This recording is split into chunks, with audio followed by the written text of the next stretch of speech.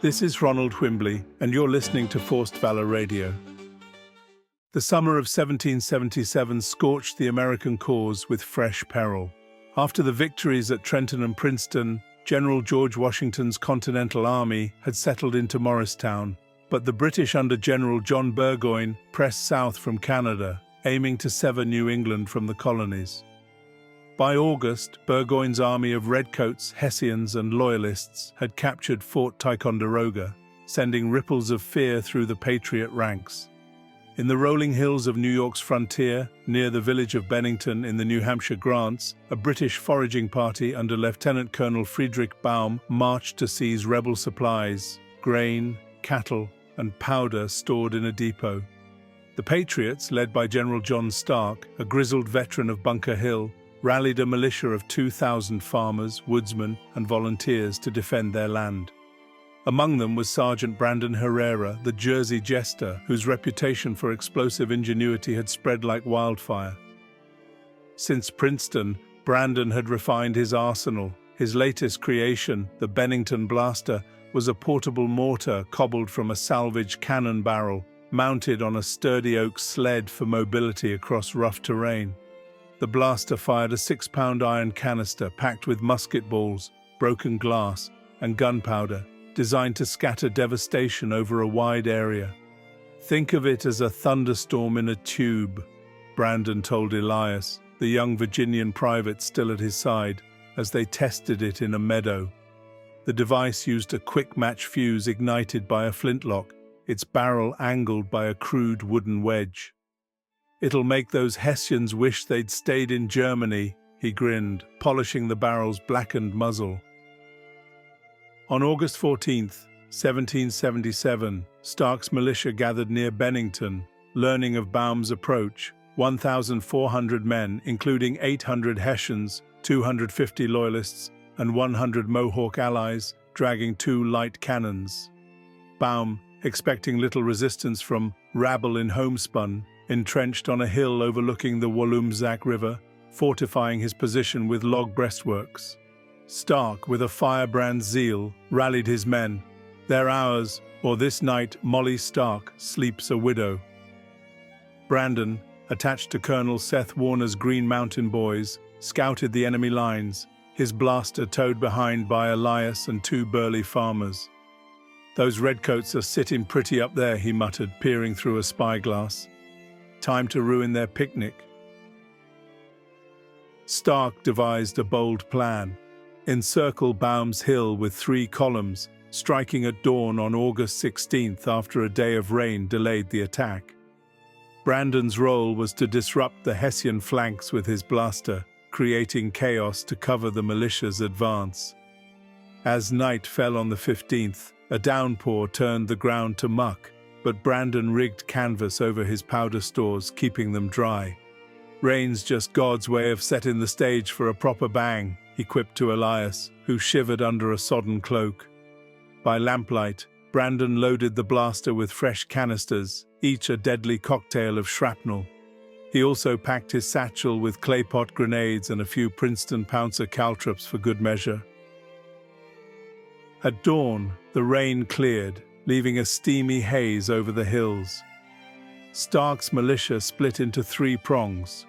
One under Colonel Moses Nichols to hit the Hessian left, another under Colonel Samuel Herrick to sweep the right, and Stark himself leading the center with Warner's men.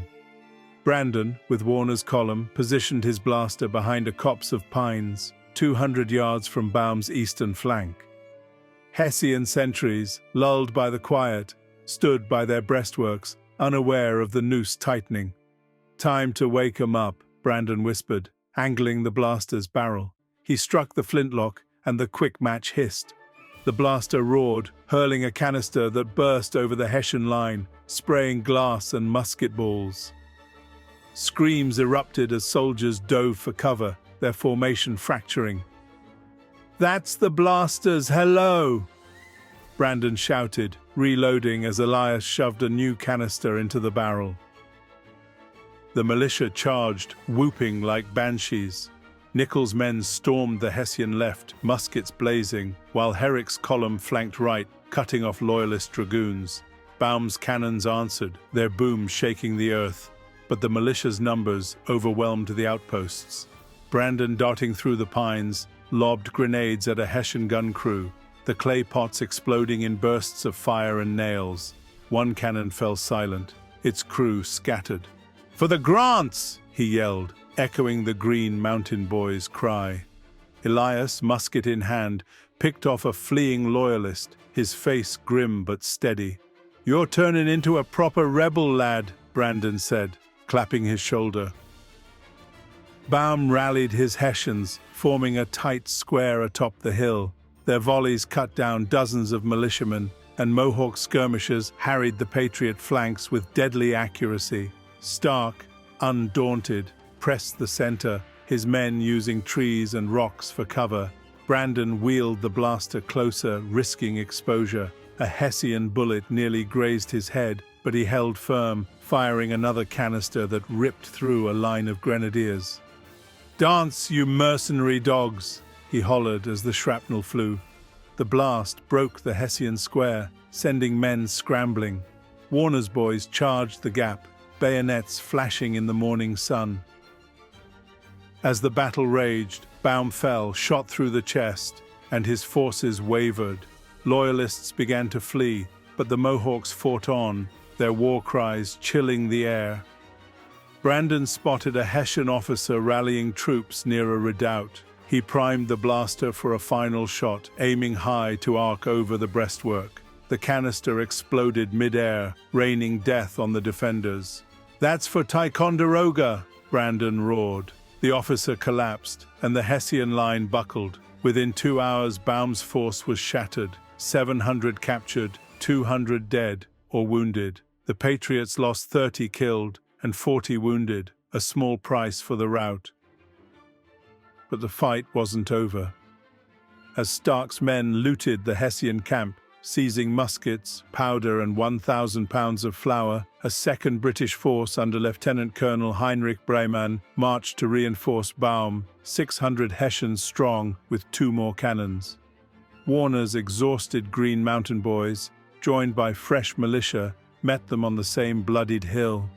Brandon, low on canisters, switched to his Princeton Pouncer, rigging its tripwire across a narrow trail where Breymann's column approached.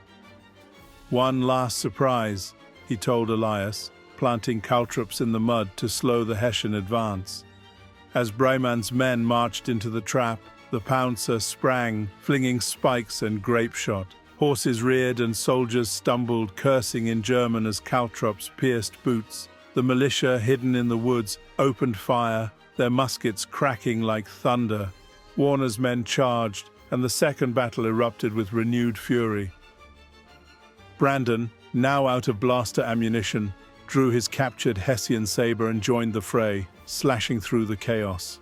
A Hessian grenadier lunged with a bayonet, but Brandon parried, his dagger flashing to finish the fight. Elias, nearby, reloaded muskets with the speed of a seasoned soldier, shouting, "For liberty!" as he handed weapons to the militia. Breymann's cannons boomed, but the muddy terrain bogged their wheels, and Patriot sharpshooters picked off the gunners. Within an hour, Breymann retreated, leaving 200 more prisoners and his cannons behind. The Patriots' total haul was staggering, nearly 1,000 captives, 4 cannons, and supplies to feed the army for weeks. As dusk settled over the blood-soaked hill, Stark gathered his men amid the captured colors. "You've struck a blow for freedom today," he declared, his voice hoarse but proud. "The British will think twice before raiding our lands again." He turned to Brandon, whose blaster sat scorched but triumphant. "Herrera, your devilish contraption turned farmers into giants. Take this Hessian officer's gorget as a token of our gratitude." The polished neckplate gleamed in the fading light, a symbol of another enemy humbled. Brandon saluted, grinning. "Thank you, General. Just giving the Redcoats a taste of Yankee thunder." The men cheered, some calling him the Bennington Blaster now, a name that stuck like powder residue. As the militia dispersed to their farms, carrying tales of the victory, Brandon and Elias trudged back to camp, the sled mounted mortar in tow. "What's next, Sarge?" Elias asked, bandaging his grazed arm. Brandon's eyes sparkled with mischief. Maybe a Saratoga scorcher. Burgoyne's still comin' and I ain't done tinkerin'. The Battle of Bennington crippled Burgoyne's campaign, boosting Patriot morale and rallying New England to the cause. Word of the Jersey Jester and his blaster spread, a spark of hope against the looming British tide. But the war was far from won and the road to Saratoga beckoned. Again, I'm Ronald Wimbley, and you've been listening to Forced Valor Radio. For more content like this, visit forcedvalor.com. Stay tuned here for further episodes of Forced Valor Radio. And always, please like and subscribe. Forced Valor merchandise is available on our website, forcedvalor.com.